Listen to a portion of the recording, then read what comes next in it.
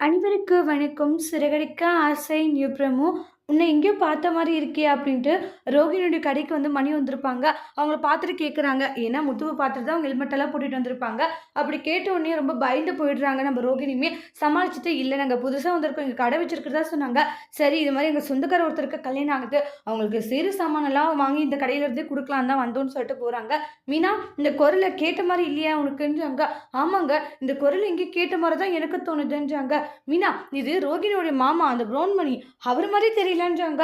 "ஆமாங்க, எனக்கும் இப்ப தான் ஞாபகம் வருதுன்றாங்க. ஆனா அதுக்குள்ள போயிட்டாரு. இங்க பாரு, அவரு ஏன் ஹெல்மெட் போட்டு வந்தாரு? யாராச்சும் வந்து ஹெல்மெட்டோட வருவாங்களா?" கேட்டா, அப்படியே மறந்தாப்புல வந்துட்டேன்னு சொல்றாங்க. ஓப்பன் பண்ண சொன்னாலயும், அந்த ஹெல்மெட்ட கழட்டல. இதெல்லாம் வச்சு பார்த்தா, அவங்க ஏதோ ஒரு தப்பு பண்ணிட்டு இருக்காங்க. பார்லர் அம்மாவும் அப்பப்ப வந்து ஏதோ பயந்தாப்புலயே இருக்கு. பார்த்தேன்ல, இப்ப நம்ம கேட்கும்போது அது பயந்து போயிருந்துச்சு. ஏதோ நடக்குது மீனா. ஆனா என்னன்னு தெரியல அப்படின்னு சொல்லிட்டு பயங்கர கன்ஃப்யூஷன்ல பேசிட்டு இருக்காங்க. இவங்க பேசிட்டு இருக்கிறத ரோகிணி கேட்டுட்டு ஷாக்கிங்ல இருக்காங்க. அதோட இந்த ப்ரோமோவ முடிச்சிருக்காங்க. இனி வரக்கூடிய எபிசோட்ல என்ன மாதிரி ஒரு ட்விஸ்ட் வரப்போகுதுன்ட்டு வெயிட் பண்ணி பார்க்கலாம். Thank you.